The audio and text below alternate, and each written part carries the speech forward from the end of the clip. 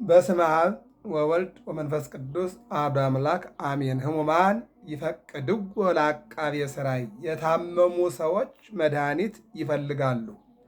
በዓለም ላይ የምትኖሩ የእግዚአብሔር ልጆች ሰላም እግዚአብሔር ይብዛላችሁ። መስከረም 27 ቀን ቸሩ መድኃኔ ዓለም። መድኃኔ ዓለም ማለት የዓለም መድኃኒት ማለት ነው። የዓለም መድኃኒት ኢየሱስ ማለት መድኃኒት ማለት ነው። መድኃኔ ዓለም ደግሞ የዓለም መድኃኒት ማለት ነው። በ27 ወር በገባ በየወሩ መድኃኔ ዓለም ብለን እንግዲህ ቀራንዮ ላይ መጋቢት 27 ቀን ተሰቅሎ ዓለምን ያዳነውን መድኃኔ ዓለምን ቀን ተቆጥሮለት ዘመን ተሰፍሮለት የዓለም ፈጣሪ የዓለም ጎዥ መድኃኔ ዓለም በወር በ27 መድኃኔ ዓለም የዓለም መድኃኒት ብላ ቤተ ክርስቲያን ታዘክራለች ማለት ነው። አንድ ርዕስ ነው የምንወስደው። የማቴዎስ ወንጌል ምዕራፍ 9 ቁጥር 1 ላይ እንዲህ ይላል፣ ወአሪጎ ውስተ ሐመር አደወ ወበጽሐ ሀገሮ። በመርከብ ተጭኖ ባህሩን ተሻግሮ ወደ አገሩ ወደ ኢየሩሳሌም ገባ ይልና ያው እንግዲህ ያደገባትን ኢየሩሳሌምን ያው ተሰዶ ወደ ኢየሩሳሌም ተወለደ፣ ኢየሩሳሌም አደገ፣ በኢየሩሳሌም ተጠመቀ፣ በኢየሩሳሌም ተሰቀለ፣ በኢየሩሳሌም ተቀበረ፣ ተነሳ፣ አረገ ነውና ያች እንግዲህ የተወለደባት ሀገር ስለሆነች ወደ አገሩ ተመልሶ ገባ ብሎ ያመጣዋል። አምጽኡ ሀቤሁ ድውየ መጻጉዕ እንዘ ይጸውርዎ በአራት ይላል። ደዌ የጸናበት አንድ ሰው በአልጋ ተሸክመው ወደ ኢየሱስ ክርስቶስ አመጡ። የታመመ የተቸገረ መድኃኒት ያላገኘ ለብዙ ዘመን ታሞ የነበረ አንድ ሰው ከሕማሙ ጽናት የተነሳ በእግሩ መምጣት በራሱ ኃይል መምጣት ስለማይችል በአልጋ አድርገው ወደ ኢየሱስ ክርስቶስ እንደመጣ ሲሰሙ ወደ እሱ ተሸክመውት በአልጋ ሸንኮራ ይባላል በዚህ በሀገራችን ላይ አልጋ በአልጋ አድርገው ይዘውት መጡ ይላል። ደዌ የጸናበት አንድ ሰው በአልጋ ተሸክመው ወደ እሱ መጡ። ወርእዮ እግዚእ ኢየሱስ ሃይማኖቶሙ ይቤሎ ለውቱ መጻጉዕ ተአመን ወልድየ። ምን አለ? ያድነናል ብለው መምጣታቸውን አንድም ሃይማኖቶ ይላል ያድነኛል ብሎ መምጣቱን አይቶ ልጄ ሆይ ሃይማኖትህ አድናለችና በሃይማኖትህ ጽና፣ ወተሐርገ ለከ ኃጢአተከ ኃጢአትህም ተሰርዮልሃል።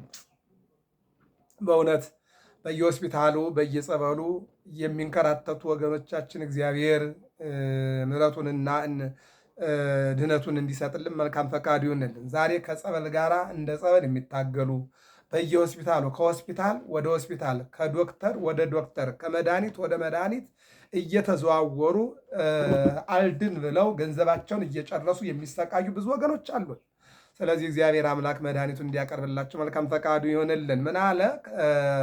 በሃይማኖት ጽና ወተሐርገ ለከ ኃጢአትከ ኃጢአትህም ተሰርዮልሃል ማለት ድነሃል፣ ይቅር ተብልሃል ማለት ነው። እዚህ የሉቃስ ወንጌል ምዕራፍ 13 ላይ አንዲት ሴት ወገቧ ወብጦ ቀና ብላ ማየት ተስኗት ለብዙ ዘመን ትኖር ነበር ይላል። ወደ ምኩራብ ገባና አንቺ ሴት ቀና በይ ኃጢአትሽ ተሰርዮልሻል ሲላት በወገቧ ላይ የነበረው በሽታ አንድ ጊዜ እሳት እንደነካው ፌስታል ወዳና ወዲህ አለና ቀና ብላ ሰማዩን ተመለከተች ይላል። እግዚአብሔር ሲናገር እንደዚህ ነው። ወናሁ እለ እሙስተ ጸሐፍት ወፈሪሳውያን ይቤሉ ዝሰ ይጸርፍ። ከጸሐፍት ከፈሪሳውያን ወገን የሚሆኑ ይህስ ይሳደባል አሉ። በጎ ነገር ሲደረግ የሚቀኑ መጥፎ ነው ብለው የሚከሱ ብዙዎች ናቸው። የሚገርመው ነገር ማለት ነው። እና ከጸሐፍት ፈሪሳውያን ወገን የሚሆኑ ይህስ ይሳደባል አሉ። ወአእምሮ እግዚእ ኢየሱስ እሊናሆሙ ይቤሎሙ ለምን ትትሄልዩ እኩየ በአልባቢክሙ። ጌታ እንዲህ ማለታቸውን አውቆ በልቡናችሁ ክፉ ነገርን ለምን ታስባላችሁ አላቸው። ያው በልቡናችሁ ክፉ ነገር ለምን ታስባላችሁ?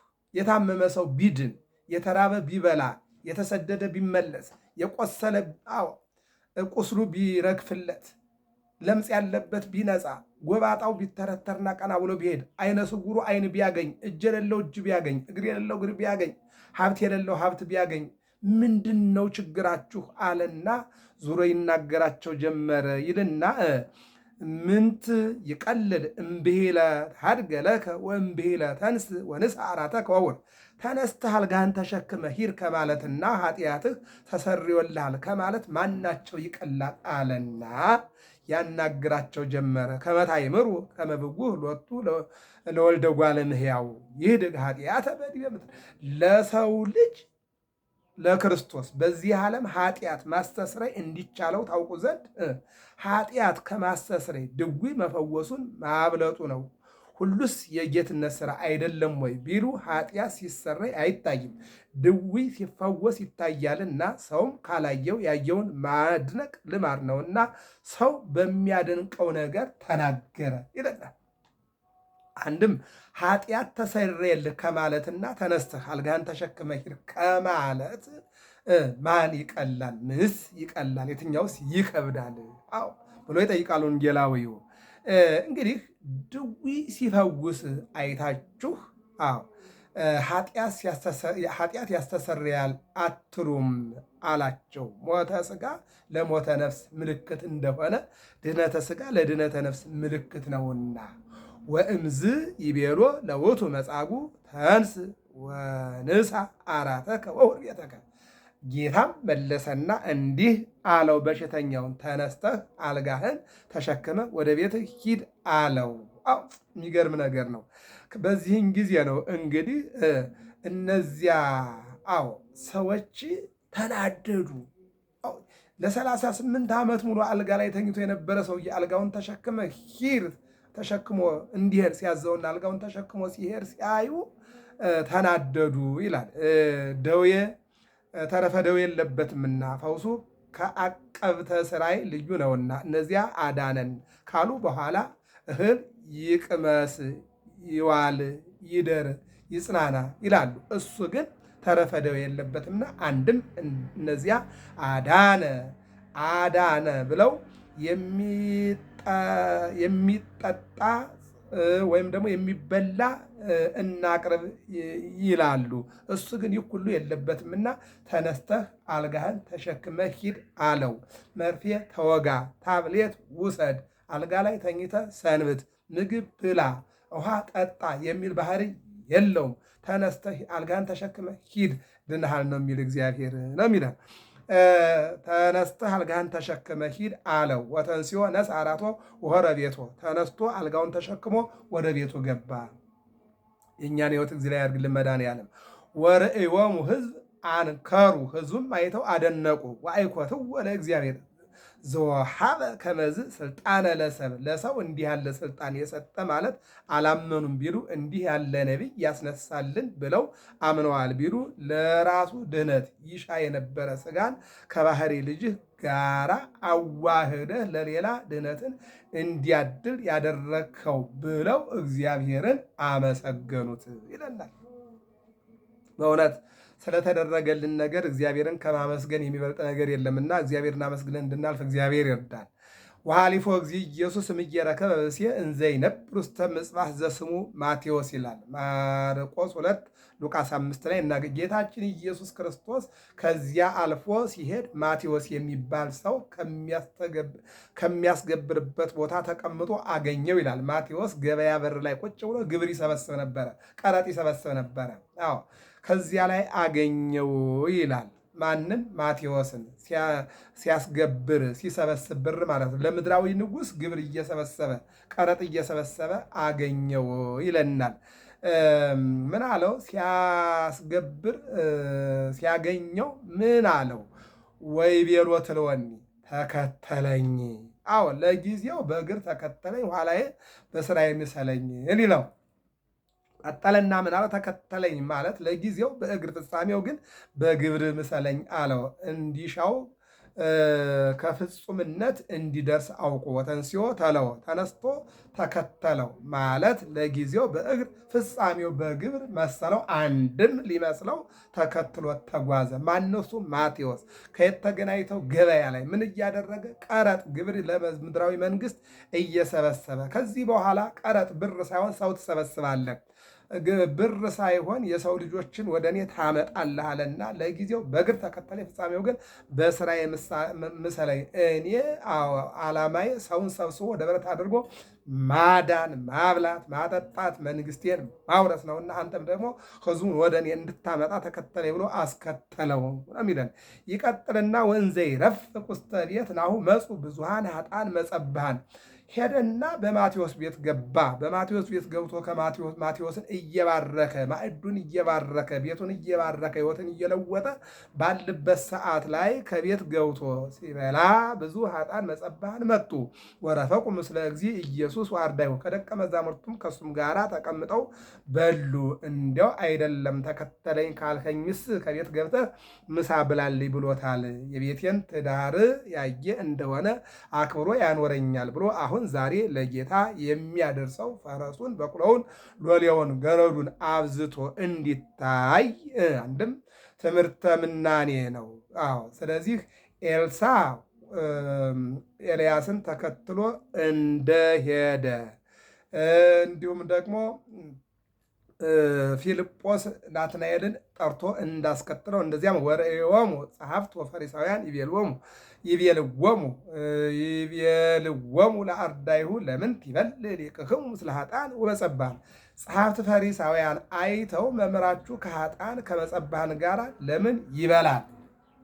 ይሄ ሉቃስ ወንጌል ምዕራፍ 15 ላይ እንዲህ ከሰሱት ይላል። በላይ ወሰታይ አርከማይ ብናን ወመጸብሃን ሶስት ግሩፖች ጸሐፍት፣ ፈሪሳውያን፣ ሰዱቃውያን። እነዚህ ክርስቶስ ወደዚህ ዓለም መጥቶ በሚያስተምር ሰዓት መሰናክል ከሳሾች ሆነውበታል ይልና ይበላል አሉት፣ ይጠጣል አሉት፣ የድሃዎች አባት ነው አሉ፣ ከድሃዎች ጋር ይቀመጣል፣ ድሃዎቹን ይወዳል እያሉ ይከሱት ነበረ ብሎ የሚያመጣው ነው ማለት ነው። ጸሐፍት ፈሪሳውያን አይተው መምህራችሁ ከኃጥአን ከመጸብሃን ጋር ለምን ይበላል አሏቸው። ወሰሚዮ እግዚእ ይቤሎሙ ሕሙማን ይፈቅድዎ ለዐቃቤ ሥራይ። እዚህ ነው እርሳችን እንግዲህ ጌታም በሰማ ጊዜ ባለመድኃኒትን የታመሙ ሰዎች ይሹታል። ሕሙማን ይፈቅድዎ ለዐቃቤ ሥራይ። የታመሙ ባለመድኃኒቱን ይፈልጉታል። ዛሬ በየሆስፒታሉ፣ ዛሬ በየጸበሉ፣ ዛሬ በየመንገዱ፣ ዛሬ በየጎዳናው፣ ዛሬ በየተራራው ታመው ወርቀው ሰው የማያያቸው ሰው የማይደርስላቸው እንዳይታከሙ ገንዘብ የሌላቸው እንዳይታከሙ ወደ ሆስፒታል ወደ ጸበል የሚወስዳቸው ያጡ፣ ነገር ግን መዳን የሚፈልጉ እግዚአብሔርን የሚሹና የሚፈልጉ ብዙዎች ናቸው። ቁጥራቸው አይታወቅም ራሱ። ይህን ነው ሕሙማን ይፈቅድዎ ለዐቃቤ ሥራይ ወርእዮሙ ጸሐፍት ወፈሪሳውያን። ጸሐፍት ፈሪሳውያን አይተው መምህራችሁ ከኃጥአን ከመጸብሃን ጋር ለምን ይበላል አሉ። ወሰምዮ እግዚእ ኢየሱስ ሕሙማን ይፈቅድዎ ለዐቃቤ ሥራይ። ጌታም በሰማ ጊዜ ባለመድኃኒትን የታመሙ ሰዎች ይሹታል። ያበጠውን ሊያፈርጥላቸው፣ የጎረበውን ሲልጥላቸው፣ አቆጦያን ጤነኞች ግን አይሹትም። ሕሙማን ይፈቅድዎ ለዐቃቤ ሥራይ ወአቆጦያን። የታመሙት እንጂ ያልታመሙት አይሹትም። የታመሙት እንዲያድናቸው፣ የታመሙት ቁስላቸውን እንዲያደርቅላቸው፣ እንባቸውን እንዲያብስላቸው፣ ጎባጣቸውን እንዲተረትርላቸው፣ ቁስላቸውን እንዲያደርቅላቸው ይፈልጉታል። ወአቆጦያን ጤነኞች ግን አይሹትም። አንድም ዐቃቤ ሥራይ ዘነፍስ እኔን ሕሙማን ነን የሚሉ ኃጥአን መጸብሃን ይሹኛል። ጤነኞች ነን የምትሉ እናንተ ግን አትሹኝም፣ አትፈልጉኝም፣ አትከተሉኝም፣ ይልቁንም ታሙኛላችሁ። ሁሩ አይምሩ ምንቱ እቱ ዘይቤ ምጽዋተ አበድር መሥዋዕት። እነሆ ሁሩ በእግረ ህሊና ምጽዋተ አበድር እመሥዋዕት ያለምንም እመሥዋዕት ያለው ምንም እንደሆነ መርምራችሁ እወቁ ማለት ከምጽዋት አበድር ከመሥዋዕት ምጽዋትን እወዳለሁ ያለው ምን እንደሆነ መርምራችሁ እወቁ አላቸው። እስመ ኢመጻእኩ እጸውዕ ጻድቃንን ነገ የምትሉ እናንተን ልጠራ አልመጣሁምና አላ ኃጥአነ ለንስሐ። ኃጥአንን የሚሉ እኒህን ወደ ንስሐ ልጠራ መጥቻለሁ እንጂ በዓለሙ አንድ ጻድቅ ኑሮ ያን ልጠራ አልመጣሁምና ሁሉ ኃጥእ ሆነዋልና ያን ልጠራ መጥቻለሁኝ። በኃጢአት ውስጥ ያሉትን ልጠራ እንጂ በጽድቅ ውስጥ ያሉትን ልጠራ አይደለም። ያላቸውን ልጎበኝ ሳይሆን የሌላቸውን ልሰጥ ነው የመጣሁት ይልና እንደውም በቅዳሴው ላይ ምን ይላል? እስመ ነደ ለኃጥአን ለእመ መሃርከነ ውእቱ አሚረ ትሰምዕ መሃሪ ወለጻድቃንሰ እምግባሮሙ ትምህሮሙ ወትቤሶሙ በከመ ግብሮሙ። እኛን ኃጥአንን ብትምረን ያን ጊዜ መሐሪ ነን። ጻድቃንንማ ከስራቸው የተነሳ ከጽድቃቸው የተነሳ ስለ ጾሙ፣ ስለ ጸለዩ፣ ዓለሙን ስለናቁ፣ ፍቅርን፣ ይቅርታን፣ ደግነትን ስለያዙ እነሱን ከጽድቃቸው ከስራቸው የተነሳ ታጸድቃቸዋለን። ነገር ግን እኛን ኃጥአንን ብትምረን ያን ጊዜ አንተ መሐሪ ትባላለህ ብለው በቅዳሴው ላይ ሊቃውንት ሁልጊዜ ይናገሩታል ማለት ነው። ስለዚህ ምን አለ? የታመሙት ባለመድኃኒት ያስፈልጋቸዋል። ይሄ ነው ርዕሳችን። እንግዲህ ማን ይፈቅድው? የታመሙ ሰዎች ባለመድኃኒቱን ይፈልጋሉ፣ እሱም ደግሞ ያድናቸዋል ነው። እንግዲህ መድኃኔ ዓለም ማለት የዓለም መድኃኒት ነው። 5500 ዘመን ዓለም በጥላቻ ዓለም በጨለማ ዓለም በበሽታ ነበረ። መድኃኔ ዓለም እሱ መጥቶ በቀራንዮ ተሰቅሎ ግን ዓለሙን አድኗል፣ ስጋውን ቆርሶ ደሙን አፍሶ። ስለዚህ ሲወለድ በ8ኛው ቀን ኢየሱስ አለችው መልአኩ አስቀድሞ እንደተናገረ መድኃኒት ማለት ነው። በትንቢተ ኢሳይያስ 7:14 ላይ አስቀድሞ ነቢዩ ኢሳይያስ አማኑኤል አለ፣ እግዚአብሔር ከኛ ጋር ማለት ነው። 5500 ዘመን ተለይቶ የነበረው አምላክ ሰው አምላክ እንደሚሆን ተናገረ ማለት ነው። እንግዲህ ከስቅላቱ በኋላ ደግሞ መድኃኔ ዓለም የዓለም መድኃኒት። ይህንን ደግሞ አስቀድሞ ልበ አምላክ ዳዊት እግዚአብሔርሰ ንጉሥ ውእቱ እምቅድመ ዓለም ወገብረ መድኃኒት በማእከለ ምድር። እግዚአብሔርማ አንድም እግዚአብሔርስ ከዓለም አስቀድሞ ንጉሥ ነው። ነገር ግን በማእከለ ዓለም በተባለች በኢየሩሳሌም ከተማ ወጣ ብላ በምትገኘው በቀራንዮ ተሰቅሎ ስጋውን ቆርሶ ደሙን አፍሶ ዓለምን አዳነ። ለዚህ ነው በማቴዎስ ወንጌል ምዕራፍ 8 ላይ 100 አለቃው ልጄ ታሞብኛልና ልጄ ፈውስልኝ አለው። ሂድ እመጣለሁ ፈውስልሃለሁ ሲለው አይ እግዚአ ታሕተ ጠፈረ ቤትየ ኢይደልወከ ትባል። አዝዝ በቃልከ ይእዜሰ ወልድየ፣ ቃል ብቻ ተናገር ልጄ ይድናል። ከቤቴ በጣራው በታች በበሩ መግባት አይጠበቅብህም። የኔ ቤት ላንተ ብቁ አይደለም። ቃል ብቻ ተናገር ልጄ ይፈወሳል እንዳለውም እምነትህ ታላቅ ነው፣ ልጅህ ድኖልሃል ስለው ልጁ ወዲያውኑ ዳነለት። መድኃኔ ዓለም ማለት ይሄ ነው። ማርቆስ ወንጌል ምዕራፍ 6 ያቺ 12 ዓመት ሙሉ ደም ይፈሳት የነበረች ሴት ልብሱን ዘርፍ ነክቼ እድናለሁ ብላ ልብሱን ነካ ስታደርግ የደም ቧንቧ ቀጠለላት። መድኃኔ ዓለም ማለት ይሄ ነው። የማርቆስ ወንጌል ምዕራፍ 1 ቁጥር 40 ላይ ስንመለከት አንድ ለምጻም መጣና ብትወድስ አንጻኝ አለው። እወዳለሁ ንጻ አለው። ወዲያውኑ ነጻ ነው። የማርቆስ ወንጌል ምዕራፍ 13 ላይ 10 ላይ እንደምንመለከተው ደግሞ 10፣ 11፣ 13 ላይ እንደምናየው ብዙ የታመሙ እንደውም በአንደኛ ደረጃ ላይ በርጠሚዎስ ጤሚዎስ ይህንን ለብዙ ዘመን አይነ ስውር ሆኖ ሲለምን የነበረ የሉቃስ ወንጌል ምዕራፍ 19 ላይ እነዚያ መንገድ ላይ ሆነው ሲለምኑ የነበሩ አይነ ስውራን ይህኛው ምን ይላል? እንደውም የማርቆስ ወንጌል ላይ ጸርሐ ዕውር በውስተ ፍኖት፣ በመንገድ ላይ ሆኖ አይነ ስውሩ ጮኸ። ወገሰጽዎ እለ ይመርህዎ፣ የሚመሩት ገሰጹ፣ ዝም በል አሉት። ወአይበየ ከይሊሃ እንዘ ይብል፣ እሱ ግን ዝም በል ቢሉትም ከፍ አድርጎ መጮህ ጀመረ። ወልደ ዳዊት ተሳለኒ፣ የዳዊት ልጅ ይቅር በለኝ ማረኝ፣ አንተ መድኃኒት ነህ ብሎ ጮኸ። እሱም መድኃኒት ነውና ይቅር አለው፣ ዳነ ነው። እንግዲህ መድኃኔ ዓለም በአጭሩ የዓለም መድኃኒት ማለት ነውና የነፍስም የስጋም መድኃኒት ነውና እግዚአብሔር አምላክ መድኃኒት አጥተው ለሚሰቃዩ ወገኖቻችን መድኃኒት ይሆናቸው። ለእኛም ደግሞ ለስጋችንም ለነፍሳችንም መድኃኒታችን ነውና የእግዚአብሔር ቸርነት መድኃኒትነቱ በሕይወታችን ላይ አይለየን። መድኃኔ ዓለም በ27 ሁልጊዜ በየወሩ መድኃኔ ዓለም ብለን ነው የምንሰበሰበው። እንደውም በዚህ ድርሳነ ማህየዊ በሚባለው መከራውን በምናስብበት ፍዳውን በምናስብበት 5 ቅንዋት ግንባሩ፣ ደረቱ፣ እግሮቹ፣ እጆቹ ላይ ጎኑ ላይ ጦር፣ ምራቅ፣ የኃጢአተኞች ምራቅ 6666 ግርፋት መገራፉ፣ ይልቁንም ደግሞ የእኛን በደልና ኃጢአት በሾህ ላይ አድርገው በብረት ሾህ ጭንቅላቱ ላይ ሲያደርጉ በአንገቱ ላይ ወጣ ይላሉ። እናቱ ቀና ብላ ማየት አልቻለችም። ለዚህ ነው በቅዳሴው ላይ ብክይወ ወላህወ ለታፈቅርዎ፣ የምትወዱትን ብትኖሩ ፈጽማችሁ አልቅሱለት። ይሴኒ ላህዩ ምሉ ደጓ ለመያው መዝሙር 40 ቁጥር 2 ላይ ከሰው ልጆች ውበትና ደምግባት የመድኃኔ ዓለም ይበልጣል የተባለው ኢሳይያስ አስቀድሞ እንደተናገረው 56 ላይ ምንድን ነበር ያለው? እነሆ የተጨነቀ ተገፋ፣ ተገረፈ፣ ተሰቃየ፣ የብዙዎችን ኃጢአት እሱ በመስቀል ላይ ተሸከመ ብሏል። ቅዱስ ጴጥሮስም ተናግሮታል። ይህን ምንም አላጠፋም፣ ምንም አልበደልም፣ የሰራውም የለም። ነገር ግን የእኛን በደል እሱ ተሸክሞ ወደ መስቀል ወጣ ይላል ቅዱስ ጴጥሮስ ማለት ነው። መድኃኔ ዓለም ማለት ይሄ ነው። እሱ ሞቶ አንዱ ስለ ብዙዎቹ ሞተ እንደተባለ እኔ ልሙትላችሁ እናንተ ኑሩልኝ አለ። አሁን እኛ እናቶቻችን በሞቴ ብላ አባቶቻችን በሞቴ ብላ ይላሉ። ግን እንጀራ ብላ በሞቴ ይበሉ እንጂ እኔ ልሞትልህ ይበሉ እንጂ አንድ ሰው እንቅፋት ሲመታው ሲወድቅ እኔ ልሞትልህ እኔ ልውደቅልህ ይላሉ ሊሉ ይችላሉ። እውነት ነው ይላሉ። ነገር ግን እኔ ልሞት አንተ ቆይ፣ ሚስትም አትልም ባልም አይልም ልጅም አይልም። አፋችን ሊናገረው ይችላል፣ ስራውን ግን አንሰራውም። መድኃኔዓለም ግን ለእኛ ሞቷል፣ ለእኛ ሰርቶታል። ገብረ መስቀል ሚዲያ ነው። ሰብስክራይብ፣ ላይክ፣ ሸር አድርጉ። ሰላም እግዚአብሔር ከሁላችን ጋር ይሁን። መድኃኔዓለም